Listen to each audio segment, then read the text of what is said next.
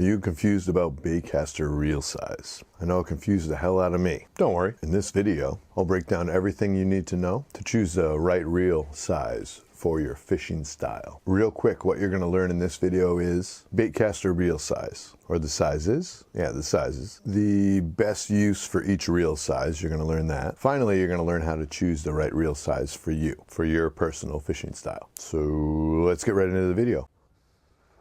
That's better.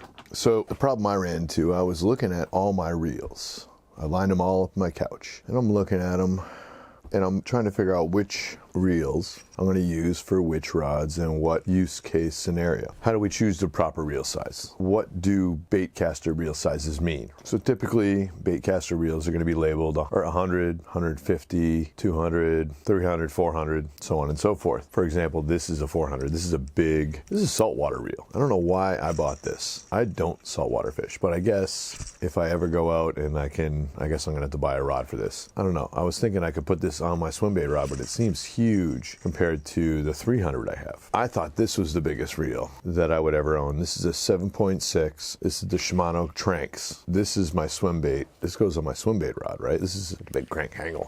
But look at the difference between a 300 and a 400. That's a huge difference. I mean, just look how big of a difference that is, right? 400, probably as bass anglers, not going to need a 400 unless someone takes you out ocean fishing. It's a pretty big reel, right? 300 is pretty big. So let's look at a 200, right? This is Shimano Corrado, so same family, 200, 300. Even smaller, this is a 100. The 200, oops, is that how there we go. You can see the difference. The reel is bigger on this one over here, much smaller, thinner this way. Now we're going to talk about the best uses for these reels. So 100 to 150 series of Baitcasters. Lightweight reels for like finesse techniques. What you're going to use these for is going to be more like drop shot and like small crankbaits. So like light rods. So maybe even like medium light Baitcaster. If you can, I'm sure they're out there. Bait finesse probably. Then from like 150 to 200, that range, what it's going to be good for is all-purpose baits for bass fishing, basically. Like I was saying earlier, right? So spinner baits, jerk baits, spooks, 200 to 300 series. Those are for heavy-duty, larger fish. So like we're going away from bass fishing, but like the high end of bass, or the heavy end of bass fishing. Flipping, punching, frogging, swim baits. These are the reels that you're going to focus on if you want to be doing this heavier techniques. You're going to be horsing them out. You need a reel that can actually handle it. 300 plus reels like this.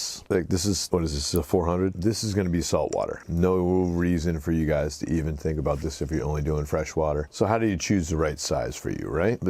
Maybe this is your first Baitcaster reel. When you choose your reel, it depends on the fish you're targeting. Baitcasters, typically you're not going for trout, you're not going for carp, you're not going for catfish. Typically it's bass. It also depends on the techniques. If you're picking, say you're winching frogs out of weeds, you need a 300 series. If you need a heavier, if you're doing frogging, jigging, flipping, that kind of stuff, if that's your deal, you probably already have Baitcasters and you're not watching this video. If you're new to it, you're not going to be doing that right away because it's not easy. It's not easy to figure out on the Baitcaster. You're going to have all kinds of bird's nests and problems. Typically just stay in the 200 range. 150, 200, that's probably totally acceptable. It doesn't have to be expensive. I think this is a $50 to $60 reel. This is the Fluger Presidente Baitcaster, and I've always liked their very light spinning reels, so I decided to give this one a shot this year. I haven't tried it out at all. I've just been sitting in my apartment spinning it, waiting to put line on it. So it really just depends on what you're doing with it. So you need to be honest with yourself. What am I doing? Am I throwing a worm? Am I throwing topwater walking lures? Am I throwing wake baits? The reel, you should be all set right in that 200 range. If you pick a 200 reel and you know which side you reel on, I'm a lefty guy. You should be all set. 200 reel